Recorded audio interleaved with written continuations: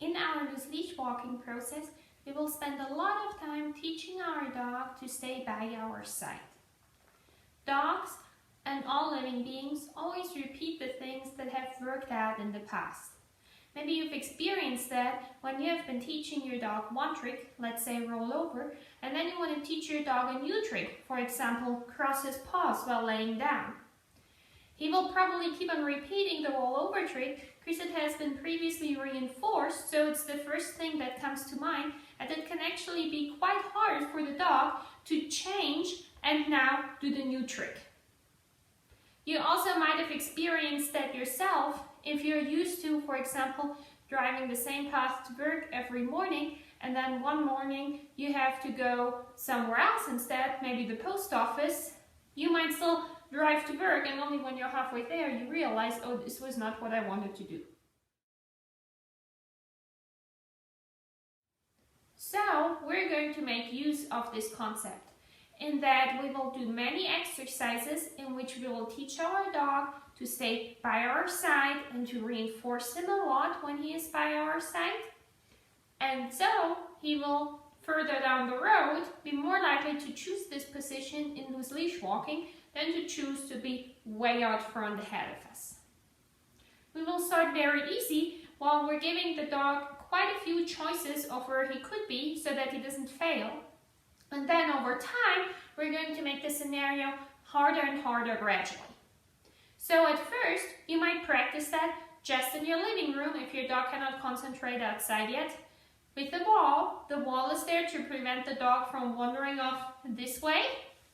So the dog has quite a few choices in what to do.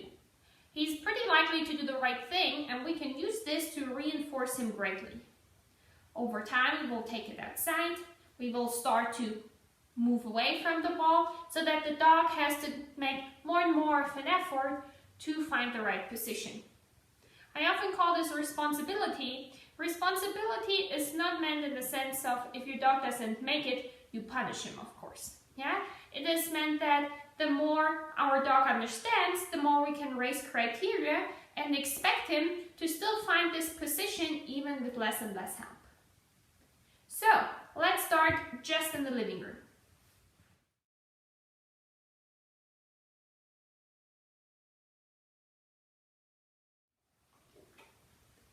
So, and I'm going to just teach my dog to stand between me and the wall and get a lot of treats. I have a handful of treats here. I'm giving her very few choices, yeah? If I was to start doing this in the middle of the room, there are a million places she could go. It would be a little bit too hard. She might especially come at me in kind of a strange perpendicular angle, like Party does right now, yeah? So it's easiest if you have her between you and the wall. She will automatically be parallel to you and very easy for her to do it right. So, I'm taking a treat, I'm tossing it back there to set her up. And now, I simply lure her in here, give her many treats and my side. Very good, Kinksy. What a superstar you are. Great. Very good. Good job. Good. The reason that I take the treat to toss back there to set her up is that dogs, unlike humans, cannot pivot on a very small space, yeah, because they have 4 legs and a long back.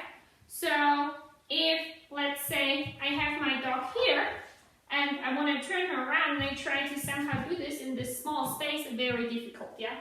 She can't really do that. So it's a lot easier if you just toss a treat back there, have the dog turn around back there and come in like this.